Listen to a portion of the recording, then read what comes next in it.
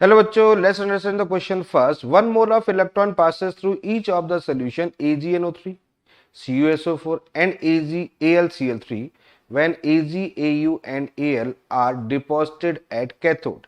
The molar ratio of Ag, Au and Al deposited are.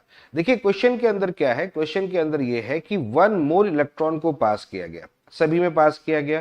किसमें पास किया? AgNO3 में पास किया गया, कॉपर सल्फेट में पास किया गया और साथ में किस में पास किया? AlCl3 में पास किया गया. ठीक है, क्लियर है. अब यहां पर क्या हुआ? AgNO3 से यहां पर अगर हम देखें तो हमें कौन डिपॉजिट हो रहा है कैथोड पर? सिल्वर मिला. यहां से हमें कॉपर मिला और यहां से हमें क्या मिल गया? Al मिल गया. क्वेश्चन में पूछा गया है कि what is the molar ratio of AgCu and Al. देखिएगा, जब यहाँ पर आपके पास में 1 मोल इलेक्ट्रॉन जो है सेम है, सभी में पास किए गए, तो यहाँ पर जो भी मास डिपॉजिट हुआ उनके नंबर ऑफ इक्विवेलेंट जो होंगे वो सब सेम होंगे. क्लियर है. यानी कि ऐसे कह सकते हैं कि number of equivalent of Ag, number of equivalent of copper और number of equivalent of aluminium ये सभी के सेम होंगे. अब नंबर ऑफ इक्विवेलेंट की बात करते हैं तो नंबर ऑफ इक्विवेलेंट क्या होता है? Weight divide by equivalent weight होता है. क्वेश्चन के अंदर क्या निकालना है? मोलर रेशियो निकालना है. तो अगर मैं कहूं कि इसके मोल N1 है तो मोलर रेशियो क्या होता है? Number of equivalent divide by n factor, ये होता है. ठीक है.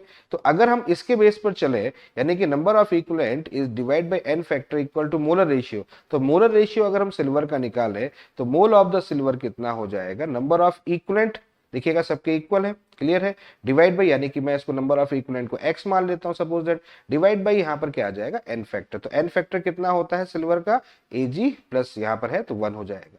यही सेम कंडीशन यहां पर कर दे, कॉपर के लिए कैलकुलेट कर दे, तो यहां पर नंबर ऑफ इक्विवेलेंट कितना हो गया? x, यहां पर हो जाएगा 2, यानी कॉपर कितना हो जाएगा आपके पास? 2 प्लस हो जाएगा.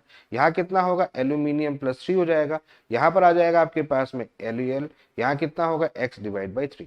तो आप देखो तीनों के मोल यहां पर आ गए. अब जब तीनों के मोल आ गए तो मोल रेशियो कैसे आएंगे वो देख लो. यहां पर ये आ जाएंगे मोलर रेशियो. ठीक है. तो मोलर रेशियो यहां कितना हो जाएगा? x/1 is equal ratio x/2, ratio यहां कितना होगा? x/3. तो इसको अगर हम सिंप्लीफाई करेंगे तो कितना हो जाएगा? 6:3:2. ये फाइनल हमारा आंसर आएगा. तो 6:3 कौन सा ऑप्शन है? सेकेंड ऑप्शन हमारा करेक्ट है. तो I hope you understand the very well. Okay, thank you, best of luck.